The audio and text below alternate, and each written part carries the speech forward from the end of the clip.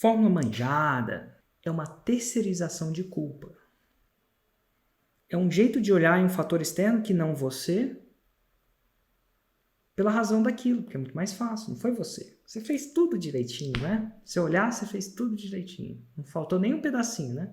Quando as pessoas falam pra mim, ao vivo aqui, eu vou checar lá, ela não fez, é muito louco.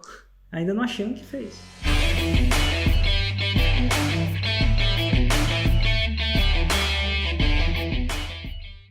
Será que a fórmula de lançamento não vai ficar manjada? E Érico, o que significa isso? O que significa a fórmula de lançamento ficar manjada? Só pra gente... Eu acho que as pessoas pensam que fazem uma grande confusão. Elas pensam que a fórmula de lançamento é uma jogada ensaiada. O que é jogada ensaiada? A gente vai no futebol, existe um famoso jogadas ensaiadas. Que você é ensaiada, você vem pra cá, vai pra lá e faz o gol. E o problema é que jogada ensaiada só funciona uma vez. Porque a pessoa fica ligada no seu truquezinho e faz com que ela não execute mais. Então, do lado de fora, elas pensam que a fórmula de lançamento é uma jogada ensaiada. Então, é por isso que elas imaginam que a fórmula de lançamento vai parar de funcionar. Que essa mágica vai parar de funcionar. E o que as pessoas não entendem, o que não é a fórmula de lançamento, não é uma jogada ensaiada. Pode parecer uma jogada ensaiada, mas ela não é. Ela é um conjunto de princípios, regras, em sequência e temporizados, princípios e regras, sequências e temporizados, que causam um efeito muito grande de vendas. Então, peraí, isso não é uma jogada ensaiada? Não. Vamos para uma analogia diferente. Música. A gente tem notas musicais, a gente tem escalas. Dó, ré, mi, fá, sol, lá, si, dó é a escala maior. Se você estudar música, você vai descobrir que a escala maior, dó, ré, mi, fá, sol, lá, si, dó, não é a única escala. Existe a escala menor, existe a escala pentatônica, existem os modos gregos, jônico, a escala jônica, por exemplo. E várias outras escalas. E quer dizer que quando você falar que a fórmula de lançamento vai parar de funcionar, é a mesma coisa de você falar que música vai parar de funcionar. Sabe quando é que música vai parar de funcionar? Não é que as pessoas vão sacar a música. E a verdade é que nunca. Eventualmente, uma música para de funcionar, né? Tem grandes hits que vão e que se foram. Grandes hits que pegaram, ficam na nossa cabeça, que a gente canta, né? Do meu... do famigerado Michel Teló foi uma, né? Nossa, assim você me paga, você me... nossa, mata. Ai, se eu te pego, ai, se eu te pego. Foi uma que passou. Foi uma jogada ensaiada que passou. Mas música não passou. Os Beatles é a exata clássica. Eles lançaram 11 álbuns. Se eles estivessem vivos ainda, talvez estariam lançando ainda e estariam talvez entrando. Então, peraí. Por que música não fica manjada? Porque as pessoas, baseadas naquelas regras e princípios, executam uma série de notas em sequência, baseada em regras e princípios, e faz com que aquilo soe bem. E a gente fica parando para pensar que não é que uma execução da música fica manjada. E sim, quando você sabe as regras e os princípios, você vai tender a fazer música pro resto da vida. Se os Beatles estivessem vivos todos, né, juntos, hoje as chances são que eles estariam fazendo música, se eles assim quisessem. Então, a mesma coisa com a fórmula. A fórmula é baseada em princípios de gatilhos mentais que estão com a gente desde a invenção, desde que a gente é gente. Desde 2000 a.C. Escassez funciona desde o tempo de Platão. Reciprocidade funciona desde o tempo do próprio Cristo.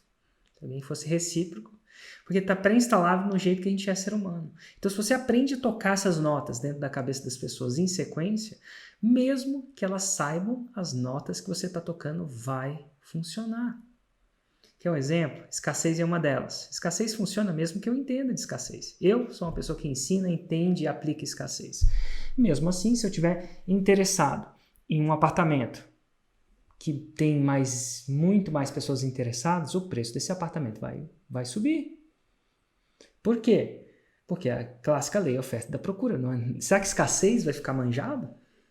Não vai ficar manjado. Escassez vai ser desde que daqui a 20 mil anos, né, daqui a várias gerações, Quando o seu filho virar o tataravô do seu tataraneto, escassez vai funcionar.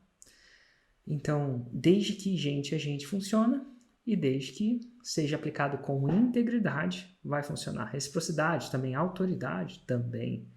Prova também, prova social. A sequência disso também vai tender a funcionar. Se você aplicar escassez para quem não deseja o seu produto, não adianta. Se você é um vegetariano, está falando com um vegetariano e fala, só tenho esse último bife aqui. E daí? E daí? Eu não quero bife. Então, não é só a aplicação, e sim sequência. Então, a fórmula de lançamento é mais do que uma jogada de sábado. Mas quem pensa que vai ficar manjada é porque não entende do princípio por trás. É que nem alguém que pense que uma música vai ficar manjada. A música pode ficar, uma específica música pode ficar, mas não a música. Não a musicalidade. E a música segue regras? Segue. Quem é músico sabe. Se você tocar uma música, uma nota fora da escala, vai soar o que a gente chama de desafinado ou de barulho. Se você acha que música não segue regras, pede para o seu filho de 2 anos tocar o piano da sua casa para você ver o que acontece. Não soa bem. Então tem regras. Então quais são as regras? Estuda música. Tem regras de tempo, tem regras de ritmo, tem regras de musicalidade mesmo. E aí você vai começar a entender. Quando você entra e entende essas regras, a música não fica manjada. Uma música pode ficar manjada, mas se você cria uma outra música com os mesmos acordes, é muito louco. Tem várias músicas com os mesmos acordes e ela não fica manjada. Você muda alguns princípios dentro daquelas regras e ela tende a funcionar também. E a mesma coisa é a fórmula de lançamento. É por isso que depois de tanto tempo, desde 2013 eu lanço a fórmula de lançamento e cada vez fica melhor, inclusive. A fórmula ela tende a funcionar melhor, principalmente o lançamento interno, com o tempo. Nossa, por que isso? Interessante, cara. Que geralmente... Não só não fica manjada, quando tende a funcionar melhor. Uhum. Hoje, por exemplo, eu faço 8 em 7. Quem sabe fazer as contas sabe o que é um 8 em 7. Que era mais difícil de eu fazer, bem mais difícil no início. E por quê? À medida que você aplica os gatilhos com integridade, a cada ciclo de aplicação, você pode intensificar os gatilhos. Exemplo. A cada ciclo de interação, a cada novo lançamento, eu vou ter tempo entre um lançamento e outro para aplicar, para divulgar bons conteúdos. Isso amplifica reciprocidade. Eu não estou fazendo isso só há duas semanas. Eu estou fazendo isso há anos. É há anos que eu sento aqui e procuro dizer o meu melhor conteúdo. Procuro ajudar as pessoas, mesmo que não tenham comprado o produto. Tem pessoas que já estão assistindo aqui que já estão há anos consumindo meu conteúdo. Isso vai empilhando. Eventualmente, é muito louco. Às vezes eu ando na rua e alguém, Érico, vem cá, vem tirar uma foto.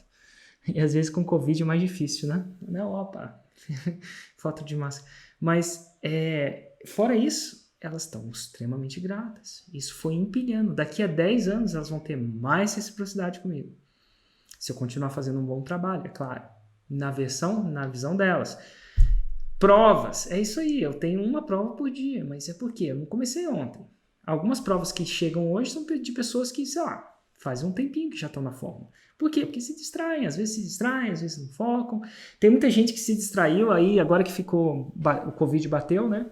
Uhum. Essa crise, esse tempo bateu e agora eles acordaram para o digital. Não por aspiração, e sim por necessidade. E agora a galera está fazendo 6 em 7 como nunca. Principalmente os profissionais liberais. E empreendedores mais físicos. Que agora doeu um pouco mais. Então, tá tendo mais. Mas o gatilho mental da prova ele fica melhor com o tempo.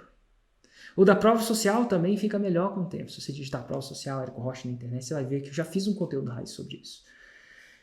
Escassez também fica melhor com o tempo. Ué, por quê? Porque a pessoa acredita.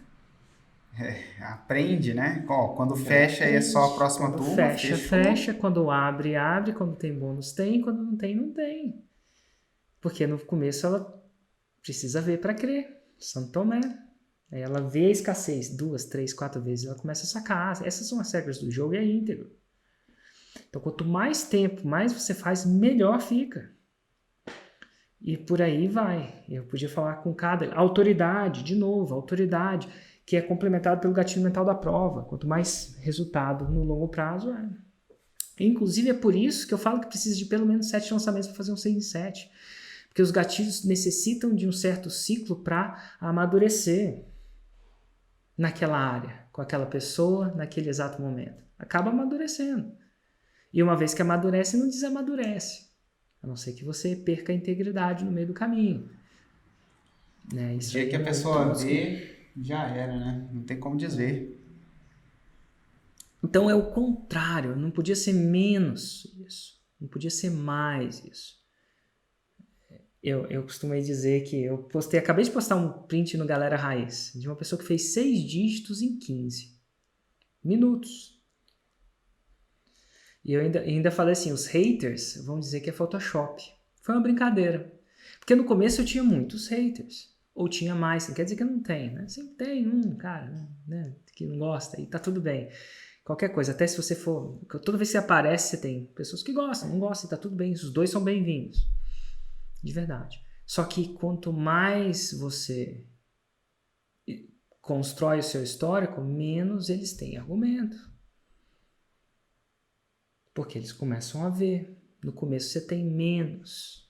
No começo você tem menos o que ele investigar de você. Depois você fica com mais. E, pô, o hater, na maioria das vezes, ele não é mau. Ele é bom. Então, quando ele investiga e vê que é verdade, ele fica feliz e para de ser hater. Nada de errado ou certo com isso. É só o que é. Então, lançamentos, eles são pilares cada vez mais. Se você constrói a casa do jeito certinho, tem a casa dos 3 porquinhos, a casa de palha, a casa de madeira, a casa de tijolo. Se você constrói a casa de tijolo do jeito que eu falo para construir na forma, do jeito que eu incentivo, dá para construir de palha? Dá. Tem gente que está apressado, constrói uma barraca. Só que a barraca não dura por muito tempo, mas não tem nada a ver com a forma em si. Tem a ver com que ele escolheu um método de construção rápido, em um dia se constrói, mas não duradouro. Então, tem que saber. Então, se você está fazendo isso, com o tempo você vai tender a ter mais. Então, não é questão de ficar manjada. Poucas pessoas que acham isso aqui não viveram isso, e está tudo bem. Mas eu sou capaz de mostrar inúmeras provas. Pra você ter uma ideia, eu tenho uma mentoria de faixas marrons. Nessa mentoria de faixas marrons, eu tenho mais de 200 faixas marrons nessa mentoria. E dessa mentoria eu tenho faixa preta também. Né? Não nessa especificamente, eu tenho uma mentoria, inclusive, faixa preta já é um mastermind, que é uma troca de experiências. Mas fora isso, 65 faixas pretas. Então eu vejo a evolução. O cara que está fazendo tudo direitinho ali, com a base bem feita, ele tende a chegar à faixa preta. Inclusive, esse ano a gente tem 51 pessoas candidatas à faixa preta. E como é que eu sei disso? Porque são marrons de 3º grau. São pessoas que já fizeram, nesse ano, 1 milhão. E como a gente está na metade do ano, é provável eles têm uma chance real não de chegar à faixa preta, que são 2 milhões nesse ano. Dito tudo isso, é excelente. São 51 pessoas que são candidatas à faixa preta esse mesmo ano. Então, não, escassez, esses gatilhos mentais não vão ficar manjados, nem que você quisesse, nem que eu te explique. O mais interessante é que durante a jornada 6 em 7 eu explico como é que eu vendo. Eu abro por trás das cortinas e mesmo abrindo ela funciona, quiçá funciona melhor. Porque a pessoa não só vê, como sente. Os 2 eus dela, né? O eu racional entende conceitualmente. E o eu irracional sente. Sente a vontade. Nossa, é que nem eu falar, esse chocolate tá gostoso, hein? Ah, por que tá gostoso? Ah, porque eu misturei esse cacau com essa substância, sabe? Com essa manteiga, não sei. Uma coisa é eu te falar conceitualmente, outra coisa é você provar e sentir. Quando as duas coisas acontecem, ele falou, não é que eu sinto mesmo.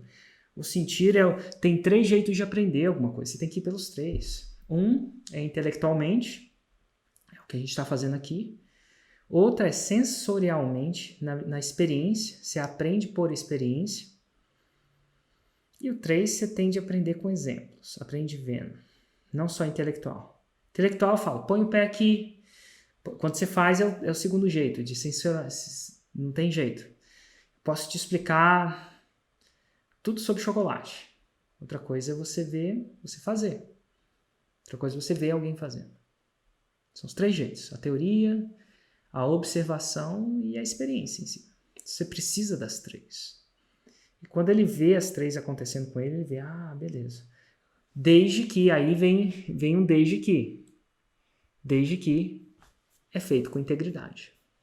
No momento que você perde a integridade, você perde a confiança. E aí acabou. Reputação é tudo. Eu ia falar, cara, onde é que a pessoa erra quando você falou, se você constrói a casa direito, o lançamento só melhora. A gente sabe que às vezes a pessoa faz e ele começa bom, até às vezes dá até um certo resultado e depois piora. Isso naturalmente é um sintoma de que a casa foi construída a casa de palha, né? E normalmente onde é que ela erra quando ela vai construir? Inclusive ela chega a crer que o problema é que a fórmula está manjada ou não está funcionando. Existe um grande problema, e não é só com a fórmula não, com dieta é a mesma coisa. Você constrói uma dieta que é sustentável por 2 semanas, mas é insustentável no longo prazo. Então você emagrece e depois engorda. Então a mesma coisa acontece com várias coisas. Você toma alguns atalhos que são sustentáveis no curto prazo, mas insustentáveis no longo prazo. Eu ensino o caminho sustentável do longo prazo. Só que o caminho não sustentável do longo prazo ele é um pouco mais devagar.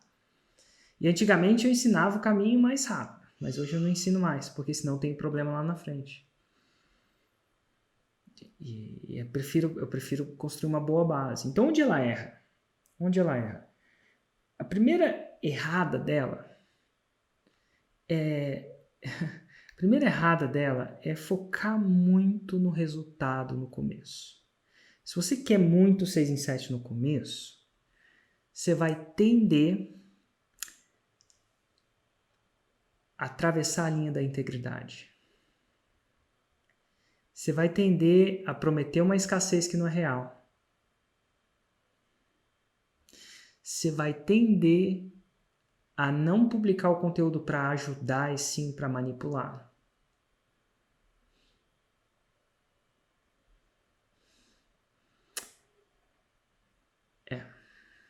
E você vai tender a pular etapas. Exato. Eu digo assim, às vezes não é nem integridade, mas é isso que você falou. Vai tender a pular etapa. Não vai tender a ser consistente na produção de conteúdo. Porque eu fiz um conteúdo só e tive um certo resultado e tive retorno. Mas, cara, o que faz o negócio crescer no longo prazo é você ter base forte, conteúdo faz parte disso. E aí a pessoa não faz conteúdo, por exemplo, né? Ou faz insuficiente. Eu falo que faz uma dose e toma a dose do remédio que ela bem entende. Isso.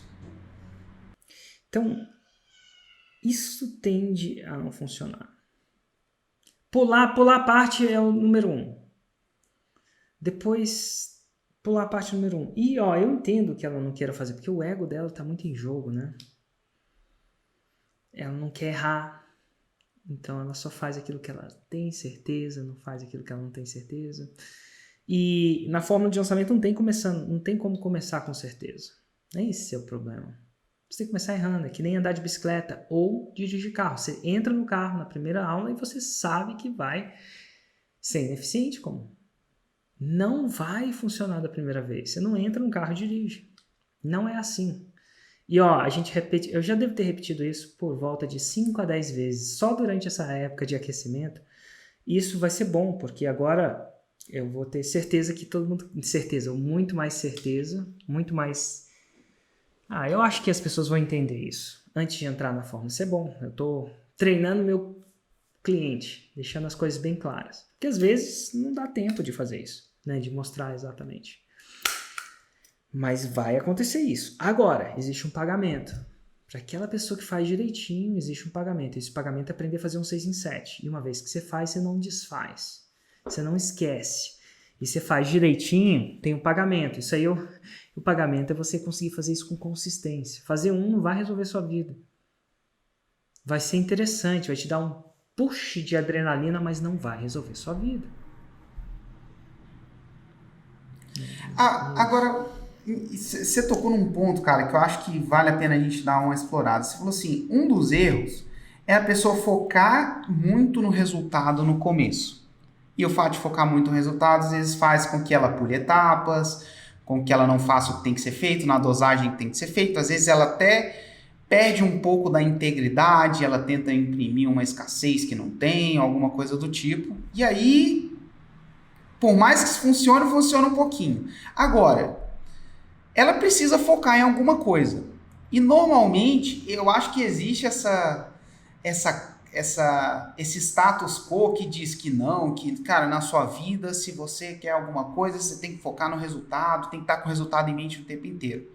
Logo, se não é pela focar, se nesse caso focar no resultado digamos assim, um erro, pelo menos no começo, ele focar demais, onde é que deveria estar o foco dela?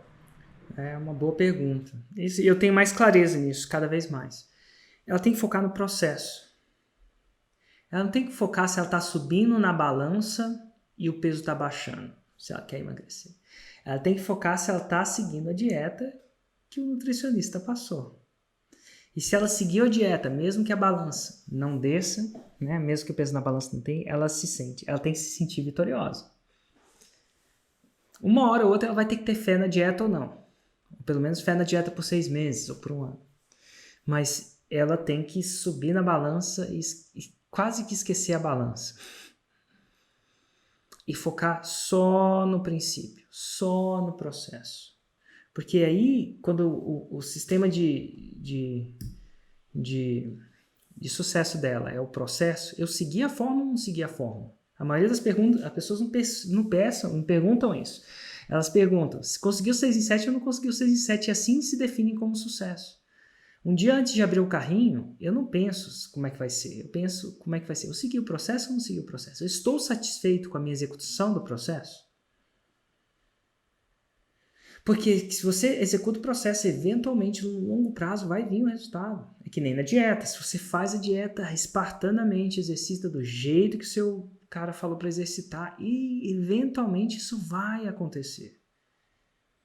E vai demorar às vezes 100 dias, 200 dias, não importa, mas é certo que vai acontecer. Ou você não confia na dieta. Tudo bem se você não confia, tá? Aí é outra história, mas eu não... Então, uma pessoa não faz para ver se dá certo. Ela faz até dar certo. Ela não faz a dieta para ver se dá certo. Ela faz até dar certo. Ou não faz. Então, é procurar amar o processo. E, Érico, como é que eu vou amar ir para academia? É difícil, às vezes, né? Amar fazer abdominal. O melhor jeito de você se apaixonar por alguma coisa intencionalmente é você buscar exercitar, ver o copo cheio daquilo. O copo pode estar meio cheio ou meio vazio. Tudo tem prós e contras. Tudo. Até a mais terrível das tragédias e até a coisa mais legal que acontece na sua vida tem prós e contras. Você pode decidir. Então, você começa a ver só os prós daquilo, só os pontos positivos daquilo. Se você começar a olhar para o seu marido e esposa e só ver os defeitos dele, você vai começar a detestar essa pessoa. Se você procurar a ver só os pontos positivos, você vai começar a gostar mais. E é uma escolha. Então, se você não se apaixonar pelo processo da fórmula, isso é, conscientemente, intencionalmente, as chances são que você vai fazer 1 ou 2 6 em 7, mas não mais. Então, você tem que procurar paixão naquilo. E começa parando de reclamar. Parando de reclamar é um exemplo, é o primeiro passo da paixão. Não é nem ver o ponto positivo. É só não reclamar. Faz alguma coisa que resolva. Faz qualquer coisa, mas não reclama. Eu estou no processo ainda de não reclamar. Eu já não reclamo mais nos meus treinos. Não é que nunca reclamei, mas eu já não estou reclamando mais. Então hoje eu vou treinar às 12h07. Não sei, você vai treinar também ou hoje não? Vou, mas é 11h47, não? Ou é 11h47, perdão. 11h47. Tá bom. E aí eu te dou um chicabom se você me ver reclamando. Na verdade não te dou não, mas eu pago um burpee. Eu combinei com a Paulinha. Acho que é 1 ou 3. Com ela 3, aqui em casa é 1. Mas isso já é o primeiro passo. Porque se você fizer um exercício reclamando, e a gente acha bonito, engraçado reclamar, né? Humorístico, mas você está dizendo para você mesmo que aquilo não vale a pena. Ué, por que eu estou fazendo aquilo? Então, para de fazer então. Então, fazer e reclamar não funciona, na minha opinião. Então, isso faz parte de eu começar a gostar do processo. Eu não sei se vai chegar um dia que eu vou amar o CrossFit, não. Não sei. Mas faz já uns 4 anos, 3 a 4 anos que eu pratico. E ele me dá algumas coisas muito boas.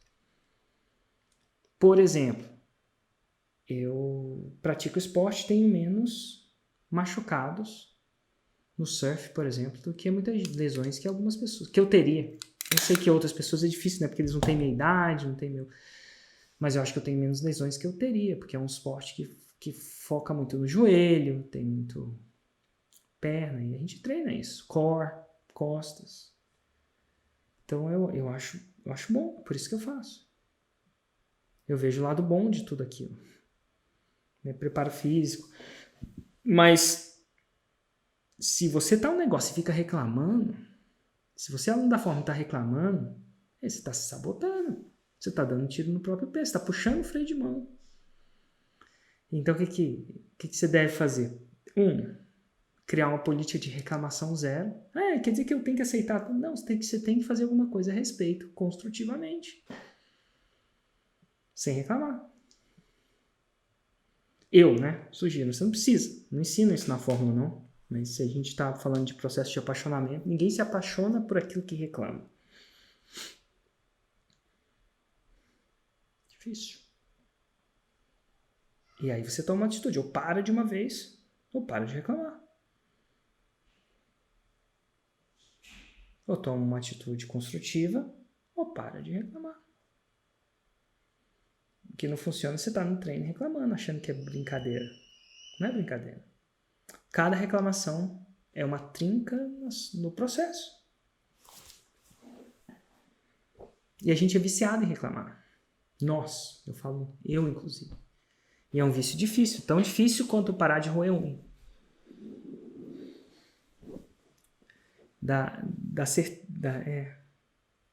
Não quer dizer que eu não reclamo de nada, não. Às vezes eu... Mas é um treino, eu estou treinando. Ser construtivo.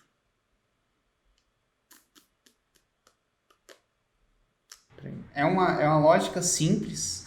No final das contas, você só vai ter o resultado se você fizer o processo. Não tem como ser diferente. Com tudo na vida, com a fórmula, não tem. Se você está na fórmula... Ou vai ser sorte, né? Ou vai ser sorte. Mas aí sorte, você tem sorte uma vez. 2. Você não tem sorte consistentemente. Você não vai melhorar e crescer consistentemente por causa de sorte. Então, se o seu foco não está em fazer o processo, e aí o Érico trouxe o outro nível da coisa. Se a sua paixão não está em fazer esse processo cada vez melhor, você não vai crescer. Agora, se tá, cara, a recompensa é incrível. A diferença é que paixão se constrói. Você pode se escolher se apaixonar por alguma coisa. Você pode conscientemente. É claro que tem aquela paixão que vem, que vai e tal, aquela coisa toda. Mas eu acho que é um dos maiores erros de achar que você não pode simplesmente escolher se apaixonar. Você pode. Por N motivos. Os que você quiser inventar. É uma escolha consciente. A minha foi consciente. E eventualmente, depois que você faz, você também pode... Tem gente que adora time, apaixonado por criar time. Tem gente que odeia. Você pode... Por quê? Porque time, equipe, tem prós e contras. Tudo tem. Até dinheiro tem prós e contras. A gente não imagina, né? Tem uma coisa que eu tava brincando com meu filho, né? A gente volta na atividade que a gente faz e aí a gente fica brincando. E agora a última brincadeira é, eu falo uma coisa e ele tem que falar o lado bom disso, aí ele fala uma coisa, eu tenho que falar o lado bom disso. Então a gente procura falar coisas que não tem lado bom. Aí eu falei do coronavírus. Aí ele falou assim, o lado bom é que a gente fica mais em casa, eu passo mais tempo com você. Aí eu falei assim, a sua vez, Noah. Ele falou assim, que você e eu vamos morrer. Eu falei, cacete. Caraca! É que é criança, né? Nossa. Uhum. Eu falei assim, o lado bom disso, se a gente não morresse, a Terra tava super lotada. Já pensou se ninguém tivesse morrido? E agora a gente tem um tempo para aproveitar ela, porque a gente não ia ter como andar nela. Já pensou? Ninguém ia ter. Ele é verdade. O lado bom da gente morrer. Renova, né? Renova. Se a gente tá vivendo essa vida que a gente vive hoje é porque a galera morreu. E não é bom nem ruim, não escolheu isso, mas enfim. É um processo de renovação. É engraçado isso, né? Mas você pode achar o lado bom e eu te... É um desafio muito grande, às vezes, procurar um lado bom naquilo que a gente não quer achar um lado bom. Como a morte, por exemplo. Isso é coisa de criança, extremo, né? Não sabe brincar. Mas foi legal, tipo assim, eu acho que quem... boa pergunta, então a gente ficava brincando. Às vezes ele fica entediado, aí eu falo assim, qual que é o lado bom de estar entediado? Ele, não sei o que eu faço. Qual que é o lado bom de não saber o que você faz? Ele tem que falar, senão ele perde o jogo, né? Mas tem vários. Ele falou assim, o lado bom é que eu tô descansando. E aí, isso é bom depois. O outro lado bom é que a gente, toda vez que eu fico entediado, a gente conversa. E é bom conversar. Então é interessante ver isso, brincar com isso em casa. E brincar isso até com você, né? Qual que é o lado bom do coronavírus? Se você foi muito afetado. Tem umas paradas que demoram um tempo pra gente descobrir o lado bom, porque machuca tanto, né? E só depois de muito tempo a gente vê. Ou a gente é capaz de ver. Mas tem algumas pessoas que têm um ponto de vista melhor. O lado positivo. O lado positivo é um instrumento de apaixonar-se. É um instrumento de caminhar para criar uma paixão. Se você quiser isso, é isso que você tem que fazer. E se você não quiser, larga de uma vez, mas para de reclamar. Vai prestar concurso. Nada de errado com prestar concurso. Mas é a antítese disso que a gente está fazendo. É o caminho oposto, mais oposto de tudo. Exato. Chegou uma pergunta ao vivo que ela tem meio que a ver com o tema que a gente está falando, só que eu vou ler e já vou avisar que a gente não vai responder essa pergunta, porque a gente vai ter um episódio inteiro essa semana só para falar disso. Só para criar o gatilho mental da antecipação?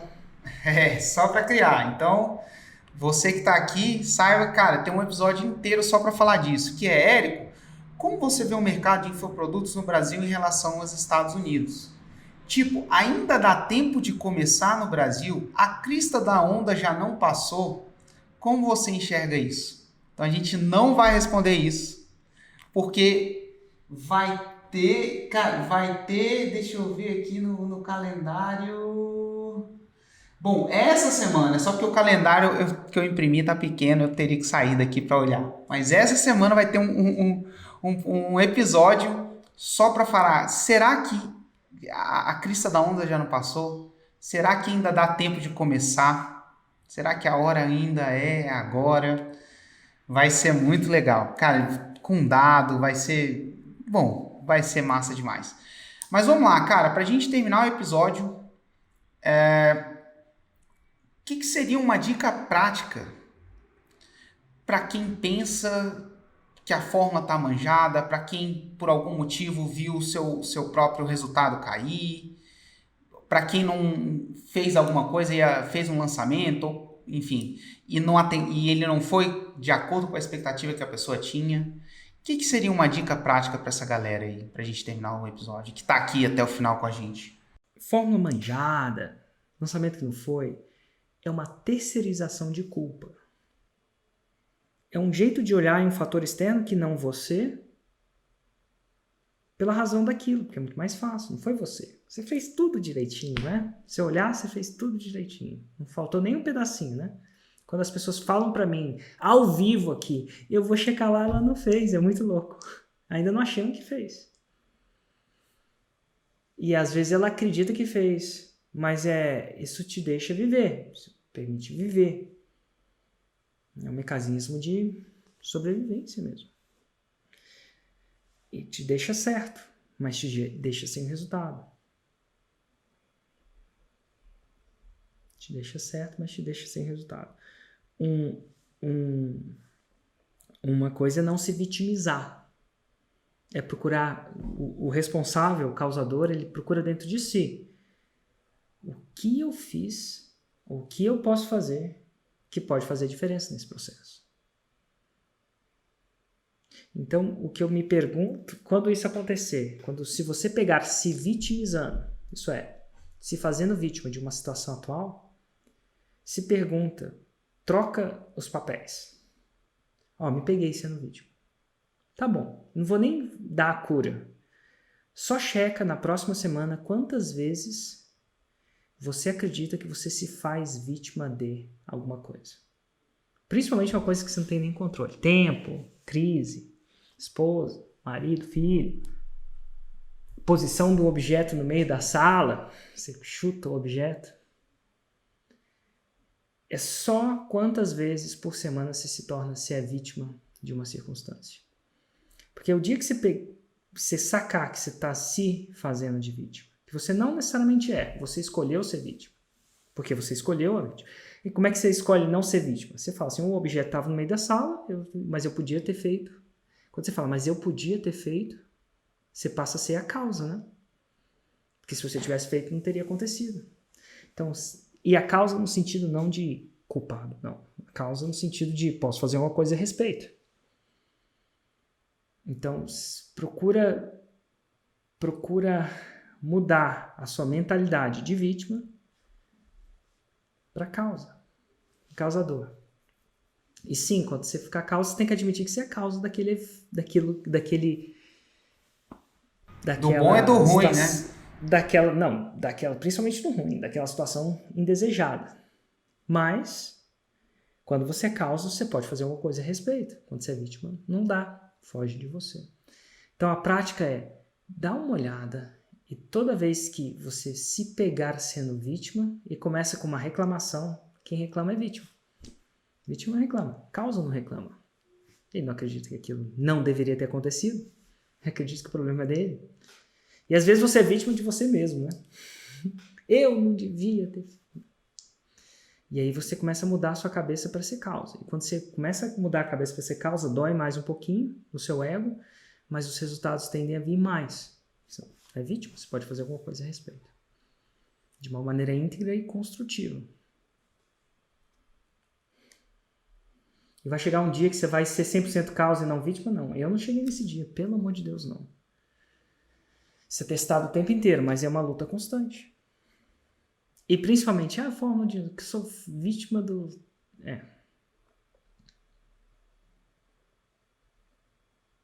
Mas é isso. Checa quantas vezes essa semana você vai ser vítima.